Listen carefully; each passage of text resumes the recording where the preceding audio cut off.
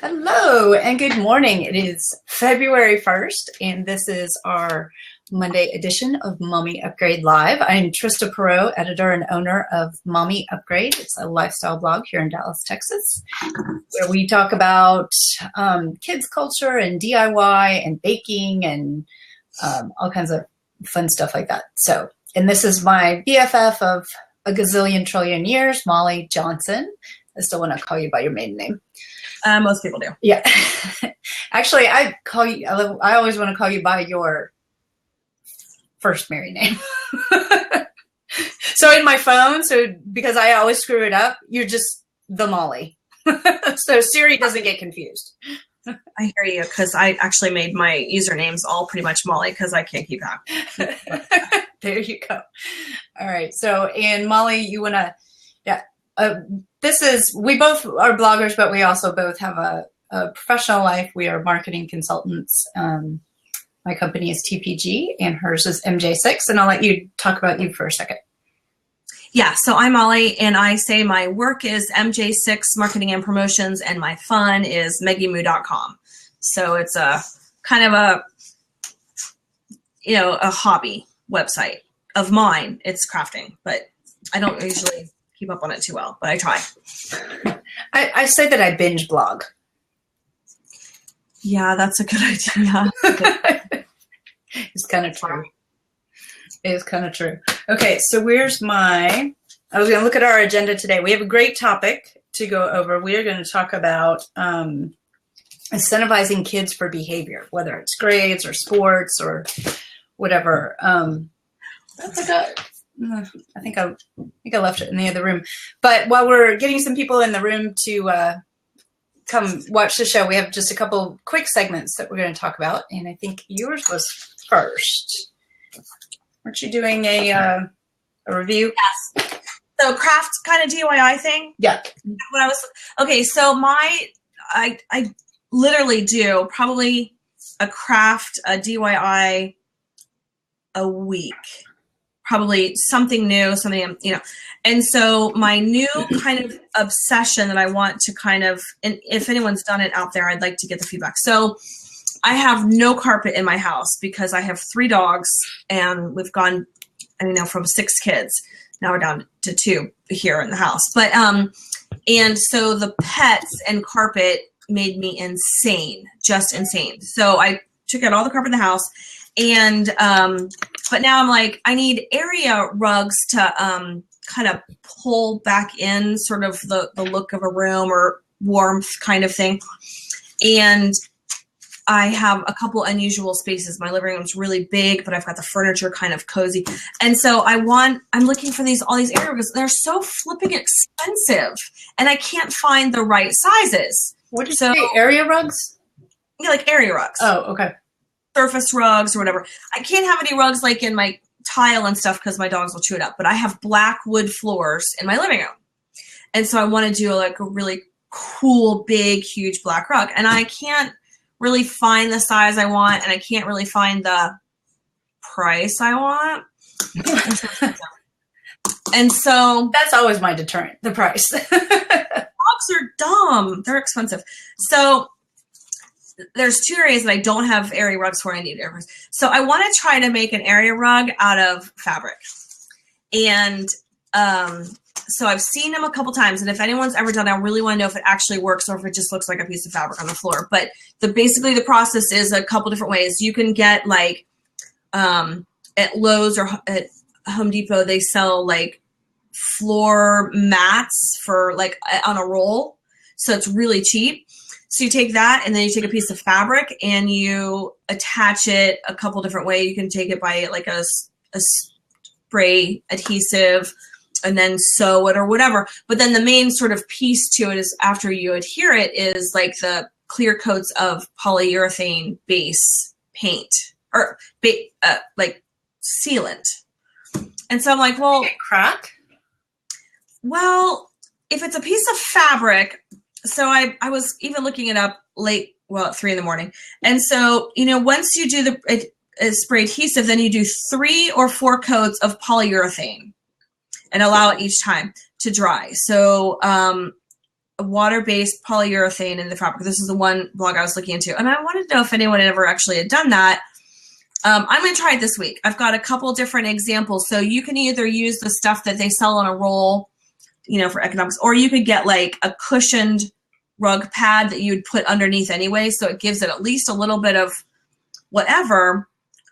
Or I saw one that was made, the interior was those foam mats, you know, like that kind of interlock that are literally at Five Below for $5 for a big thing. And I was like, but then it's sort of squishy. You might trip over it. Yeah, those are thick. So I was thinking about that one because I want one kind of by the sink, you know, where you're always standing kind of doing stuff. And it's nice to have that sort of memory foam. Or those are not that expensive. No, those aren't, but they're ugly. I don't like them. That's true. They are mostly ugly. I don't want them to have roosters or something. Sorry if anyone has roosters. But no. Oysters? So, huh? You don't want them to have what? Like country kitchen, you know, like French. Hey, oysters? I said roosters. Oh, yeah. You know that we've got a rooster problem at our house. We've talked about that before. My husband will not stop buying roosters. I have a friend who collects roosters, and you know, actually, it looks kind of cute, but it's not my style. It's not my style either. But we have so many freaking roosters. We could have a farm. I counted them one day. I was like, the rooster ratio is off the charts. You were banned from buying any more roosters. Yeah. So that is my project this week. I want to try that, but so you're gonna have it ready for Thursday? Maybe. Okay. Cool. Work on it. Report back. We would love to see that. Maybe. We'll see.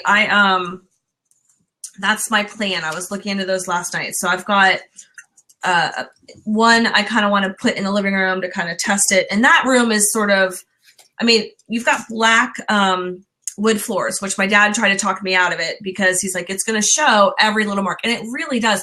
Every little footprint, even though we don't wear shoes in that room, it just shows everything. So I really wanted to kind of tie that room in with something. And it's a huge room, and I don't want to put down wood floors and then cover the whole thing up with fabric again. Yeah, the only suggestion I have for you is we had in our master bedroom, we had a large, it was rug, but it was just fabric. I mean, it was like burlap is not the word for it because that's totally not, that sounds cheap and chintzy, but it was kind of that thickness. Mm-hmm. If you had doubled like burlap, and like a woven sort of. Yeah, I understand. But our biggest problem with it was to keep it down. Yeah, because it would slide, and I know you can get rug pads and you can tape it to the floor and you can do all that kind of stuff. It was ginormous, and I couldn't get anything to match with it because it had a big pattern on it. So I ripped the whole thing out. Yeah. We were rugless in that room. Yeah. I've got a huge Oriental rug in my bedroom, which I love.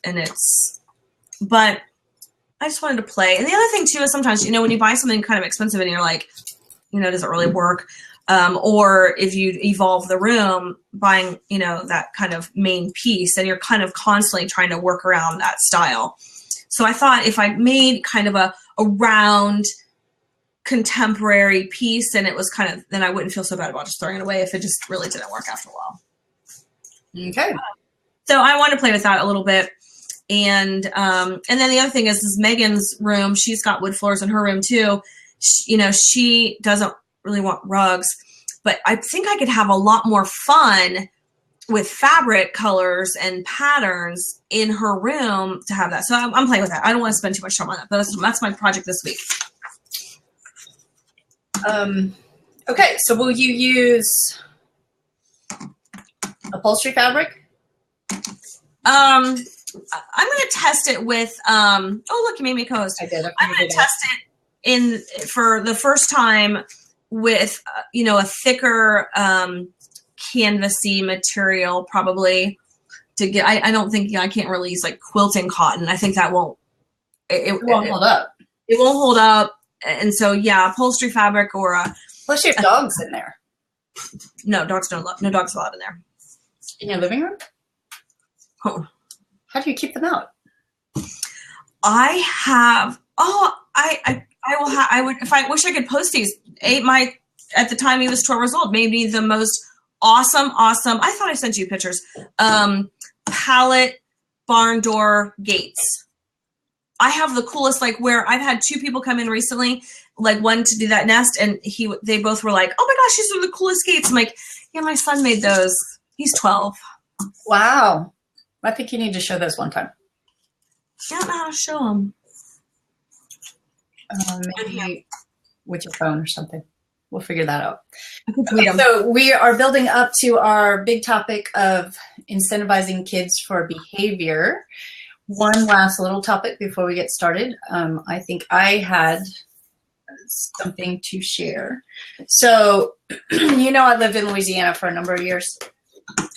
Yes, I know that. Yeah. So, even though I don't live there anymore, Louisiana kind of sticks with you, especially this time of year because it's Mardi Gras season. Oh, yeah. And so... Sorry, I thought Mardi Gras was like March.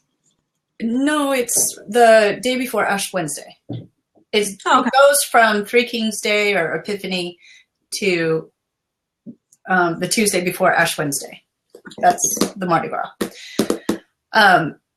And of course, it's a very big deal in Louisiana. And being there, 4 or 6 years, basically, at work, every morning, somebody would bring in a king cake. Yep. I remember you talking about these. A king cake is like a little baby inside. Yeah.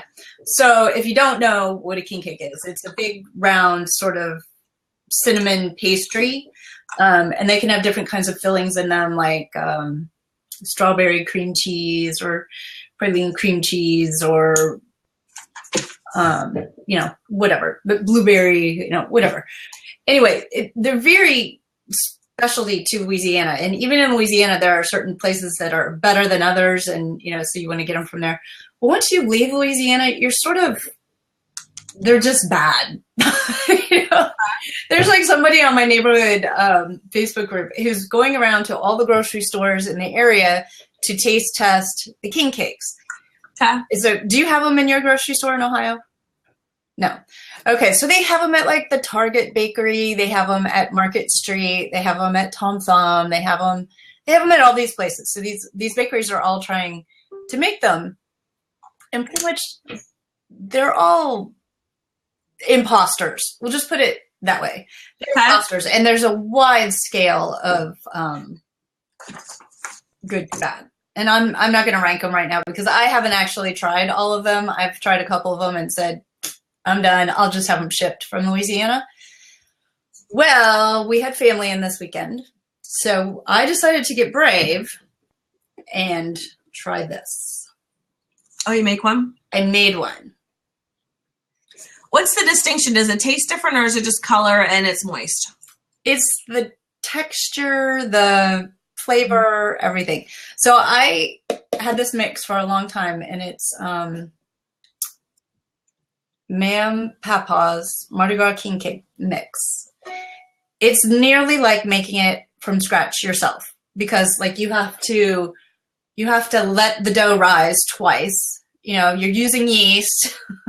It's probably, there's probably just like flour and baking soda and yeast in the box with some colored sugar. That's probably all that it is.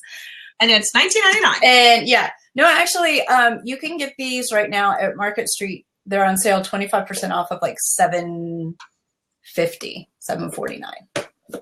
Anyway, but what's weird about it is it wants you to mix it in the plastic bag that's provided. Okay. Now, I'm not a bread maker, and I will be the first to admit that I don't use yeast. So you have to, activate the yeast. So you put it in sorry, it's still, my lighting is so bad. So you have to activate the yeast and let it rise. But you're supposed to do it in this plastic bag. Okay. And you're supposed to put it near your oven to let it rise. Okay. Well, my oven, there's nowhere to put anything near my oven unless you're going to put it in the oven just because of the way our kitchen is laid out, I mean, there's no heat rising, that's going to come out of it. So I don't think many people would have that. yeah, I know. So I did the whole plastic bag thing, and I thought, well, I'll just put it in this warm bowl. And him had made like a percolator coffee on the stove. I was like, well, I'll just put it near that. And it was supposed to rise for like 30 minutes. So I leave to go take a shower, and he comes running in there. And he's like, your bag's melting. I was like, what? What did you do? So the top of my bag had started to melt. It hadn't affected anything inside. But, I put it in like a warm bowl so that the heat from the next door flame that was on lowest simmer would sort of, heat the bowl and make it warm. Well, it was fine for the dough inside, but I don't know if he touched it with the coffee pot or what, but the top of the bag started to melt. And I'm like, okay, this cannot be the most recommended way to make this with a bag. So I'm like, it's fine, whatever. So I roll the top of the bag down so the melted part's not touching anything. And I turn the oven on for like 2 minutes and then turn it off. And then I put the bag into the oven. And I accidentally skimmed the top of the oven with the bag. So I melted the top of the bag again. I'm like, oh my gosh. So finally we get the dough to rise. And you have to like roll the dough out. You have to, this is from scratch. Like I made this king cake from scratch. It was it was way more involved than I intended for anything to be out of a box. I'm used to if something's out of a box, you add ingredients, you stir, you put it in the oven. Now this took over an hour, probably an hour and a half with all the rising and everything that you had to do. And then I didn't quite make it long enough, because you have to make it into a ring.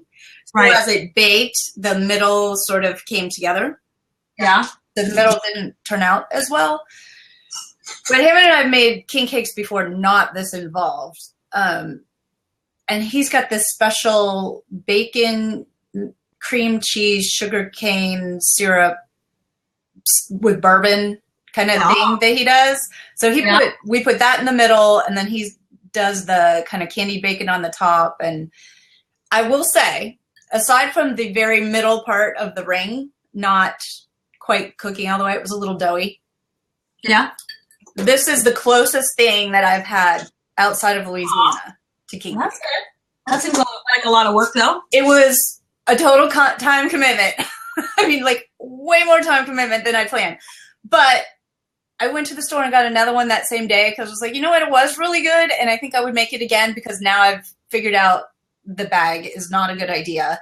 And even after I've got the ring made, I should probably make it longer so that it won't, come together in the middle. I think I got it now. So that's my sort of mixed review. I recommend this, but be prepared for a big time commitment if you are not a bread maker. If you're a bread maker, you can probably make this in your sleep. When are you supposed to make it? Like it's like on like Mardi Gras or whatever? Well, in Louisiana, they have, Mardi Gras season is from Epiphany or Three Kings Day or the 12th day of Christmas, whatever you want to call it, until the day before Ash Wednesday. It's a whole season. So, we would have these at the office every single morning. And the thing with the baby is whoever gets the baby has to bring the next one. Oh, I thought it was like good luck for next year or something. Well, in Louisiana, you're eating so many of them, you're probably going to bring the baby. You're going to have to bring one several times during Mardi Gras season. So I tell you, the baby thing is creepy. It really is. Have you seen that video on BuzzFeed of people eating king cake for the first time? And they have a baby in it? BuzzFeed puts out the funniest videos. It is hilarious. Okay, everybody watching, we're about to transition into our main topic, but I will leave you with this. This stuff was good to make, but if you like king cake and you're familiar with it, go to BuzzFeed and do a Google on people eating king cake for the first time. It is hilarious because they talk about the baby, like they bite into it and they find the baby and they're like, what the hell's going on? My cake birthed a baby. There's a Yeah, lot of cussing in the video. I will say this. There's a lot of cussing. yeah, BuzzFeed's pretty raw. They don't hold back. Yeah. Cool. All right. Well, you ready to get into our main topic? Yeah, because so we're about ready to hit. So I've been struggling with this because like I think probably a lot of moms,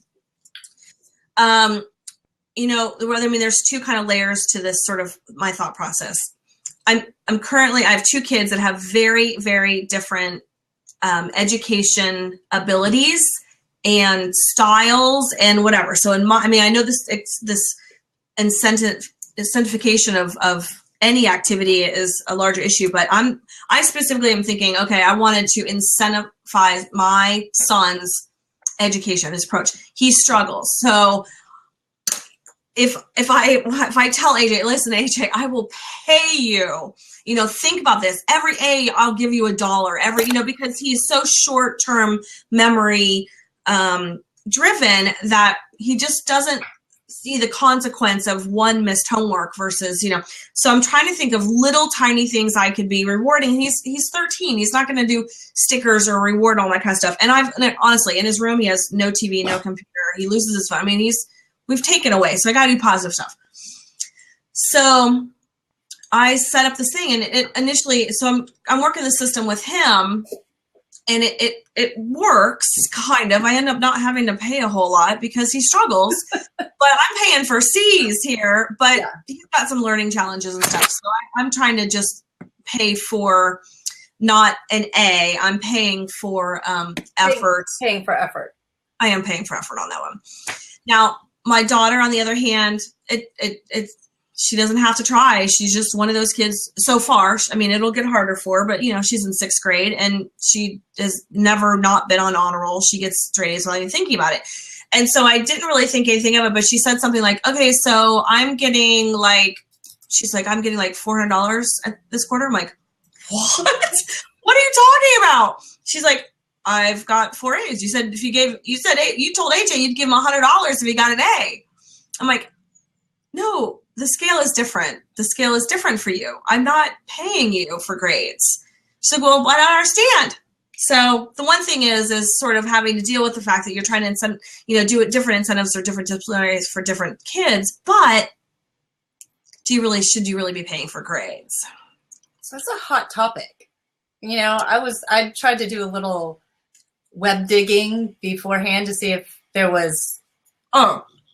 There's massive but here's the thing is in the larger scale of things, I'm paid for my performance. I'm paid well based on my performance. Doesn't everybody have a merit review before their salary goes up? Regardless, if I have an hourly job, I'm paid to perform, or I've been in commission jobs for, I don't even know 15 years. I'm paid based on my, drive and effort and results. I'm paid on my results. Yeah. Why is it such a sticky topic for kids? I don't know. I mean, well, I think there's a few variables, right? I mean, I'm not opposed to it. In fact, I have paid my daughter when she first started playing soccer because she was afraid of the ball. Yeah. And, she was playing on a mixed team. Co-ed. Yeah, co-ed, sorry. And so she, but she was, the boys were getting a little more aggressive and she was a little more timid. And I just told her one day, I was like, look, if you go and score, I'll buy you a toy for every goal you score.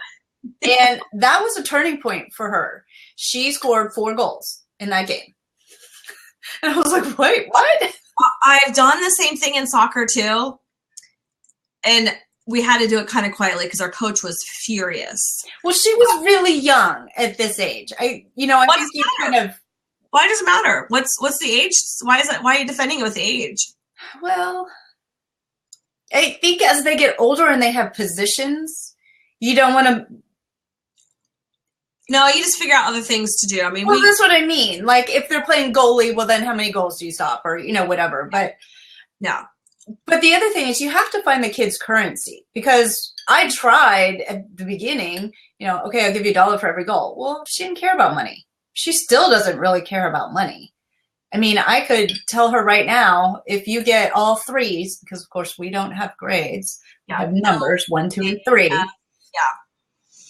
If you get all threes, then I'll take you to Claire's and let you buy whatever you want. Mm-hmm. That would be super motivating for her. Mm-hmm. If I said, you get all threes, I'll give you $50, she would say, okay. I mean, and I don't think it would be a motivator to her. Yeah, see, with AJ, because he's ADHD, short-term memory, I can't give him 9-week goals. I can't say, hey, I'll pay you per A. I literally have to break it down, but still, I don't remember. When I was in 6th grade, my mom offered, and she was a teacher, she offered to pay me per A. But the deal was I wasn't allowed to tell anyone. And I wasn't allowed to tell certainly my very conservative grandparents. What about your brother? And she was paying for him too. Oh. But he didn't. He probably didn't get paid. I don't know. Well, anyways, so I was on the phone with my grandfather, and I was so excited, and I told him I got all A's and I made $100 or whatever it was. And she was so mad at me that I didn't get the money, because that was the deal, is I wasn't allowed to tell anyone, and she didn't want my grandparents, to know that she had put this type of incentive in place. I'll never forget that. So I didn't get paid. Huh? I don't see what's wrong with it. She was embarrassed. She was very embarrassed to say that she did that. And, like in our soccer games too, we kind of quietly were like, we'll give you $10 a goal, because the parents were like, and then we ended up never paying it, because they got it, but I don't know, they forget or something. I don't know. But I don't know. There's people there. I'd love to hear. It looks like we've got a couple people that agree, because it says Lotus says there's nothing wrong with rewarding kids in exchange for good grades, money with good grades. And then he also rewards with things like the video games and stuff too. Yeah. So if you have a different opinion, don't hesitate to jump in. We're not going to eat you alive. I just want to know, what the thought process is, and if I'm overthinking it or not, I guess. Well, and then it kind of bleeds over, it's not just grades, right? And I've had this conversation with my friend KT before, because a lot of people will tie their allowance to chores or grades or whatever, Allowance. I don't do allowance. We don't do allowance yet, because she's not money motivated. I mean, it's not like she's asking for allowance. She's not asking for things to do. So that's not really her currency yet.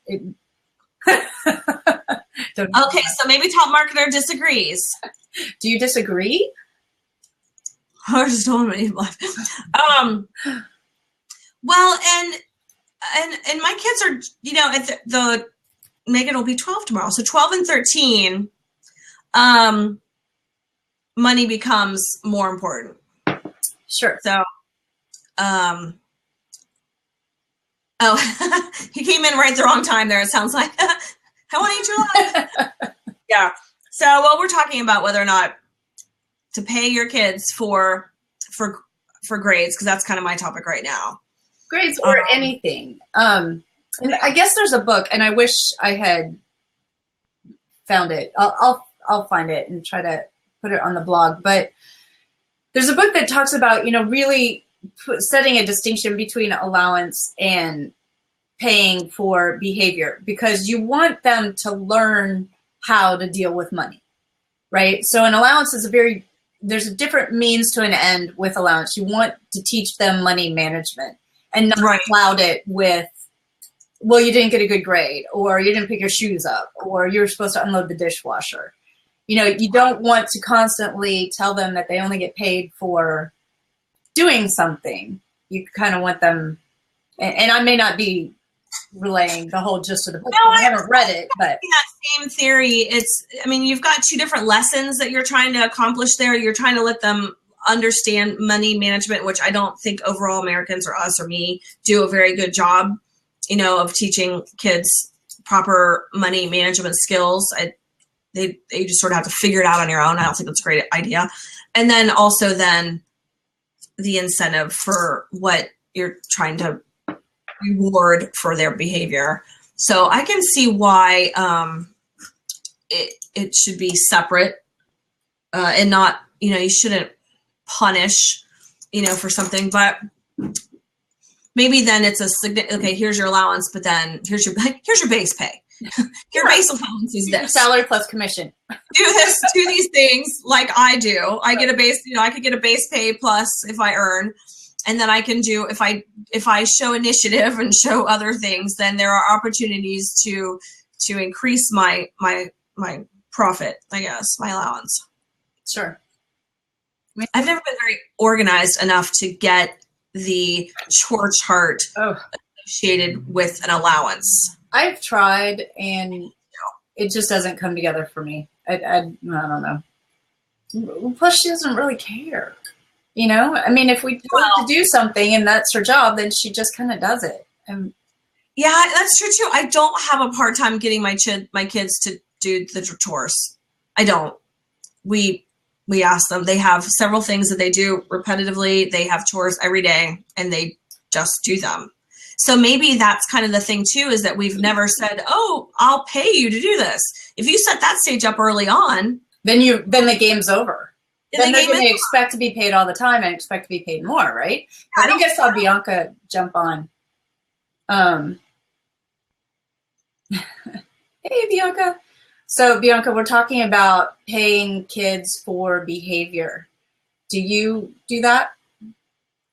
Bribe or nope. No kinds of bribes. So we're talking about the difference between like maybe giving an allowance or setting an expectation, or rewarding for grades, or she does have chores but no money yet. Yeah, and whether to keep sort of the allowance separate from the things that we incentivize behavior with. She's money motivated, but if I told her you could have a brownie if you do this, she'd be just as happy with that. My kid's 13, and if I still say, do this for a pack of gum, he would be excited. Yeah. He doesn't really equate too much value on things accurately. I guess his value, his system is very different. He doesn't play video games really, but he could probably take a pack of gum over it. But yeah, so I think with the chore, so I think that makes sense with the separation. I think we've accidentally stumbled on my philosophy on that, is that the chores are not something that are rewarded, it's expected. Yes. And I would want to set up the reward system based on that. Yeah, and we don't, they asked how old are our kids? Mine is almost 8, yours are? Well, we've got 6 total, but the 2 left here, it's a blended family, so we've got stepkids and kids coming through. But my 2 left in the house are 12 and 13. Yeah, I would agree with Lotus 983. I wouldn't pay my kids for doing chores. I'd teach them that everyone contributes in the home. Yes. That's kind of our message as too. well. That's we don't. And yes, do I have to ask them sometimes, a couple times to do it? Yeah. Do I have to ask my husband a couple times to do it? Yeah, sometimes that happens. But does he have to ask me a couple times to do things? Yeah. That's sort of the nature of being human, right? Mm-hmm. But I definitely was caught off guard when I've kind of set up a payment schedule for my son's grades, who struggles. I'm just reaching at straws with him. He wants to do a good job, but has some hurdles. But my daughter doesn't. So now I'm totally doing something different. I cannot afford to make the same agreement with my daughter that I'm trying to make with my son, because he needs very small, frequent milestones, and she just doesn't. So it would cost me double. So how does that conversation go? Do you have it with them together? Like, do you sit them both down and say, look, Well, here's the grades deal. You get this deal and you get this deal? Or do you like pull them aside and say, hey, don't tell your brother? I mean, how do you handle that? no. Here's the thing, good or bad, they are extremely close. I'm lucky that they are close. They don't fight. They're 13, 14. It's been it's just been, they've had a good relationship. They both totally play similar sports, have similar interests, similar things to do, but yet they totally know and have known from a very early age that they have different strengths and different skills. And so they're very close in age too. Yeah, they're 17 months apart. So they really have they feel like they're twins. But they both are athletic, and they both, so Megan is very aware, and AJ is very aware, and I can say this, that things come easier to Megan. I mean, they will not articulate it often, but it is and we've had those conversations that, Megan, you just need to be aware that things come easier. AJ, you need to be aware that, things come harder and you have to work differently than Megan does on these types of school projects. And then with sports, kind of the same thing. Megan, they both play soccer, and so they've had to find their way of being excited about their different skills. So things come easier to Megan. So I have to remind her, Megan, I can't give you those same incentives because it's not fair. It's not giving you the same incentive that it gives AJ, and you and Megan, you've got to know why AJ struggles. So is part of that conversation you ask them what their incentive should be? Well, no, because Megan is manipulative. No, I'm just kidding. She's not really, but you'd be like, no, I think it should be the same.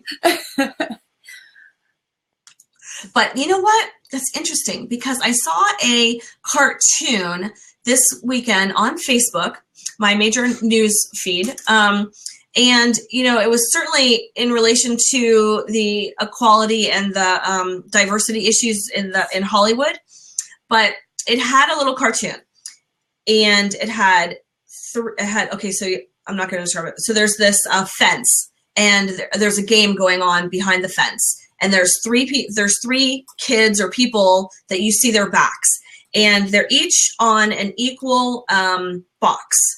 And the one person is taller, the one person is medium, and the other person is really small. So you've got three people standing on the exact same box, and underneath that says equality. And so two of them can't see. The other cartoon says, has the tall person on a smaller box, the middle person on two boxes, and the really tight, the little baby or little kid was on three boxes. And they could all see exactly over the bench or over this fence to see the game. And it says, equal and equality.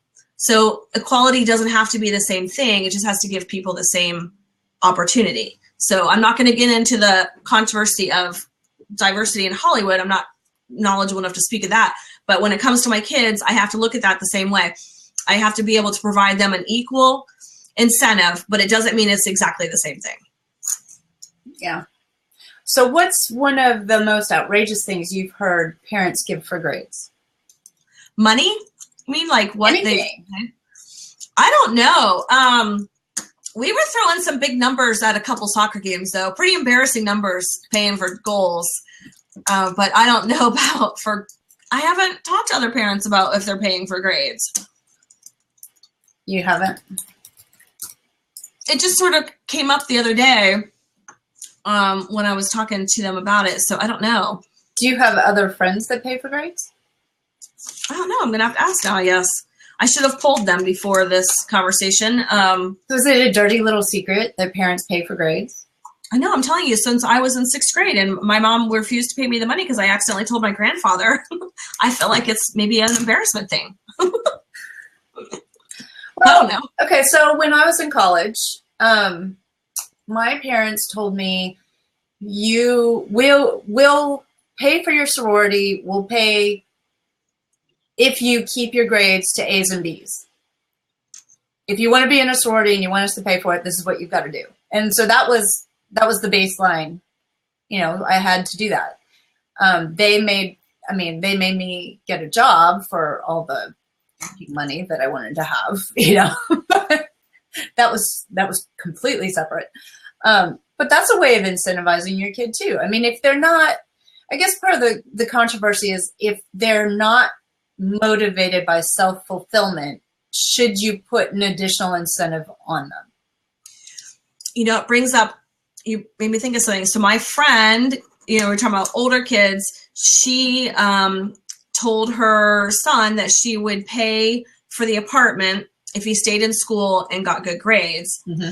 And, you know, they're trying to, then if he drops out of college, she's not going to pay for the apartment. But, you know, when you're talking about paying your, I'll pay for school if you go. There's some kids that's not an incentive for. They don't really see the value at that age. There's other kids like us that just go because we don't think we have a choice, you know. But there's some kids out there that either college is not what they want to do at that time. And so by saying that you're going to incentivize them by paying for college isn't really an incentive for some kids. Well, no. And especially now with all the talk about, we're not going political, but the talk about, you know, making college available for everybody. You know, first of all, it's not realistic for everybody, but it's not. But, you know, I think there's also, as a parent, you're responsible for deciding, you know, like grades are important, right? I mean, isn't that universal? Everybody knows. Parents know, kids don't know. You have to get through high school, right? I mean, you have to. It's just, otherwise you are just done in the United States. So if you know that your kid has to get through high school and they are just not into the whole school thing, maybe they're very entrepreneurial, but the whole grades and testing and everything, I think it's good to give other incentives to motivate them to do something that you know that is intrinsically good for them.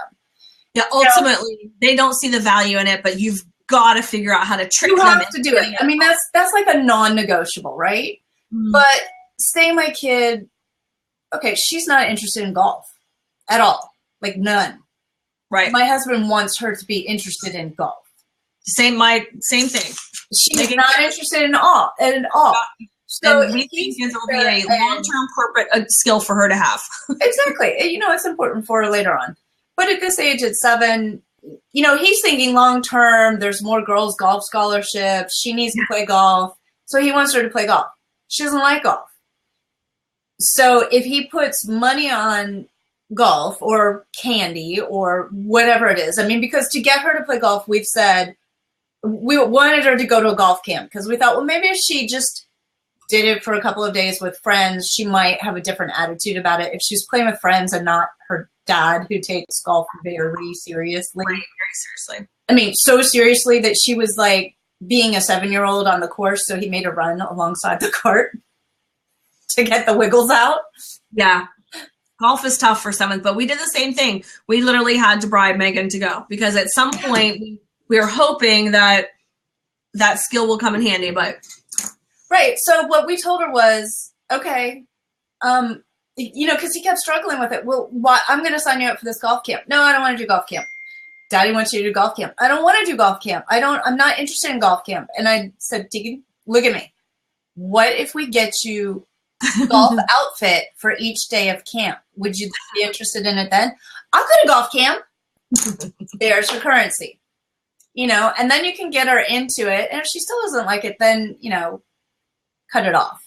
Yeah, I'm going to have to bribe Megan to go every summer until then because she does the same thing. And she's really good at it. That's what also makes her dad really mad. Yeah. You know, she's just an athlete and she's, no chance. But, oh, well, I don't know. Yeah, so see you on Top Marketer thought the story was funny. I'll tell you the whole story, how it happened. So they both go out to play golf. My husband's very serious about golf. Like, I don't play with him because I go out to have fun. He goes out to get a score. You know, he'll climb a tree to hit the ball out if he has to. And I'm just like, oh, just let that one go. So the two of them go out to play golf, and she comes back and said, hey, did you have fun playing golf with Daddy? She said, well, yes and no. And I'm like, why? What happened? She says, well, I told Daddy that I'm just out there to have fun and I don't really care where the ball goes. And I was like, ooh, that's not a good conversation to have with Daddy on the golf course. She goes, yeah, he didn't really like that. I said, well, what did he do after you said that? Well, he made me run beside the golf cart. Oh my God. Are you kidding me? And I'm trying not to like completely bust out. You know, I don't know the whole story because I wasn't there. So then he comes in, he's clearly frustrated. I'm like, how's golf? He's like, like, what? 7-year-old. Good time? And he said, well, she kind of lost interest after a few holes. I'm like, yeah, well, she's 7. He said, well, she just wouldn't sit still. And so I let her drive the golf cart. And she's like this, going over the bridges. And we're like all over the place and jiggling. And I'm like, okay. And he said, but she was crazy. And she was dancing on the greens. And she was doing ballet spins. And so I just told her to run beside the cart to get some of her wiggles out. I'm like, okay. That's pretty much the story I got, but without all the middle. Yeah. Well, and that's tough too, because she is a 7-year-old girl and the golf course is a quiet, corporate, relaxing. Yeah. Well, I mean, listen, Tim was a pro golfer, so he really kind of has an expectation that the kids are going to play golf, and AJ does, ADHD version, but he does. And Megan is probably, not, yeah, I'm going to have to bribe her each time. But then truly is it, hey, I'm a parent, you're going to do what I tell you to do versus, and like it, which would be certainly the approach that a lot of people would have. I don't know. Yeah. I mean, when she gets a little older, I think I can say, hey, Daddy really enjoys you playing golf with him. I know it's not your favorite thing to do, but that would be some good daddy time that you could have where it's just you and him. Mm-hmm. And I think I could probably get her to go, but that's an example. I mean, grades, non-negotiable. Whatever you got to do to get them to make the grades, I think is fair game. But we have to bribe our son to come out with us garage selling without complaining the whole time. Oh my gosh, that is a whole nother topic. I don't want her out there because she's rifling through everything I'm trying to sell and take it back. My kids, no garage sales. My kids love garage sales. They love it. Not mine. She wants to keep it all of it. No, to go to garage sales? Oh, to go. I think not having to go to garage sales. Oh. Yeah. I know she would be into that because we haven't been able to. Yeah. No, we haven't gone garage selling in a long time, only because it seems like sports kind of conflicted. But my son loves to go garage selling. She's becoming a hoarder at 4. Yeah, that's the thing too. You got to teach her. You got to give her $5. Yeah.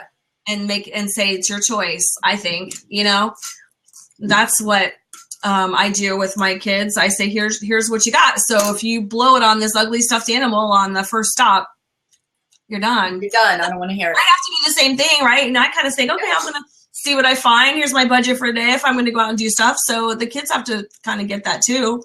But it sounds like she was younger too, so that might be hard. She's a 4. That's a little tough. Yeah. Yeah, but she knows how to stretch a dollar. That's good. It's a good skill. That is a good skill. I don't think you're going wrong there. That's true. No, it was funny. Yeah. Well, I'm going to continue on paying for grades. I'll continue on to sort of secretly pay for goals. And the bad thing is that our soccer team they're all really good. They are, I don't need to incentivize. I don't need to encourage Megan to score. She knows how to play the game. She plays to her best abilities every time. I'm always proud of her, no matter what, lose, whatever. But there's a couple of our parents that we kind of take secret satisfaction of saying, hey, listen, okay, because we really want to win this game because it's against some team that we, feel paying for goals is not a bad idea. So, and like our defenders, we say, well, we'll kind of pay for, but what are you gonna do? Take it away if the other team scores? I don't know. Well, yeah, if they start playing goalie and if they score a goal and then they go in goal and they give up a goal, do you take the money away? No. It's funny thing is the deal. Depends on the deal that you establish ahead of time. So, Like I've tried, she'll go through slumps. She loves soccer, absolutely loves it. Would play it all day long, every day. But she'll go through periods where she's just not trying as hard. It's not that she doesn't want to quit. I've asked her over and over.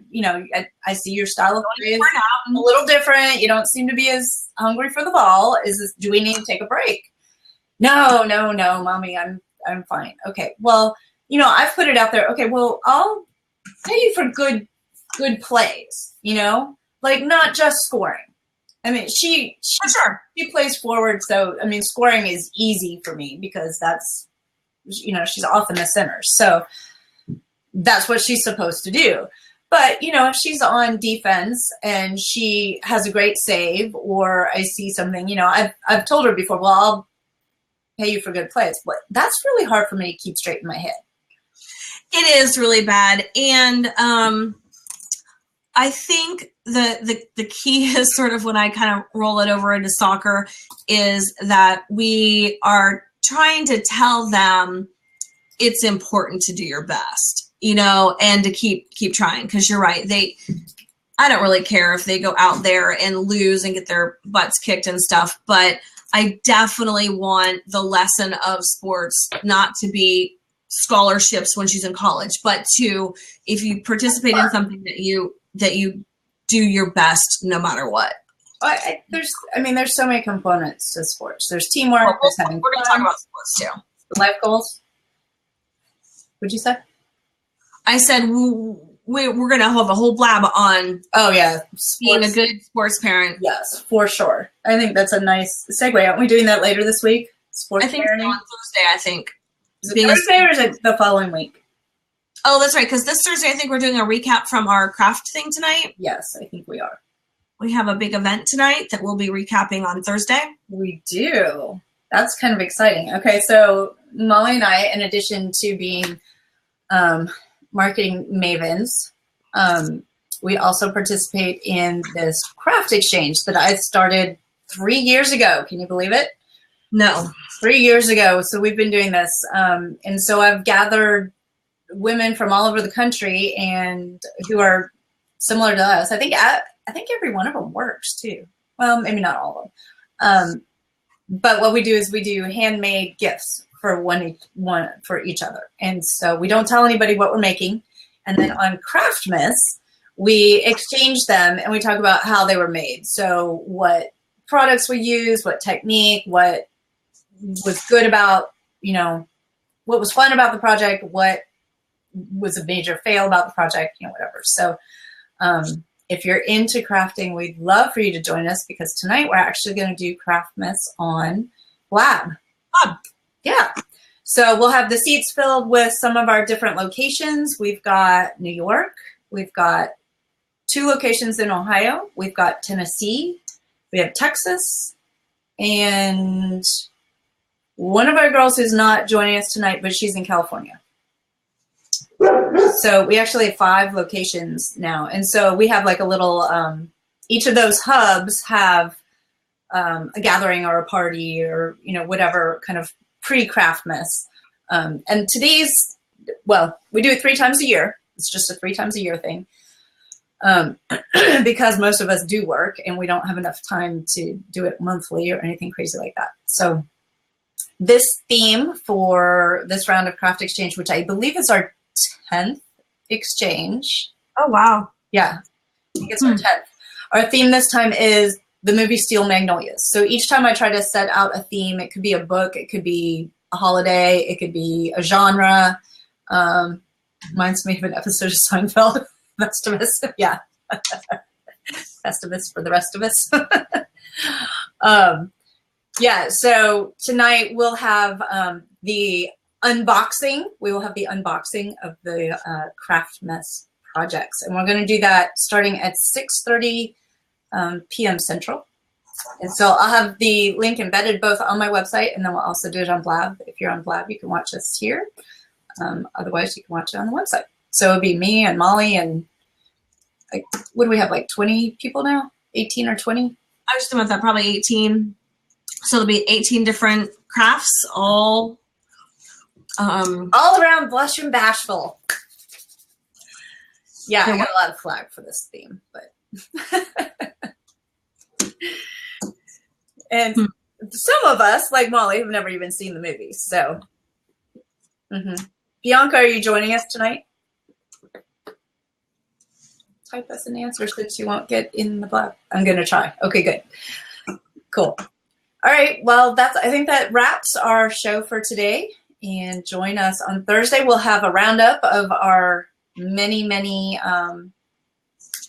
Craftmas projects. And we have a couple other little mini segments to go with it. So thanks for joining us today. And be sure and subscribe to both Molly and myself. And join us for future episodes of Mommy Upgrade Live. Thank you. All right. Bye. See ya.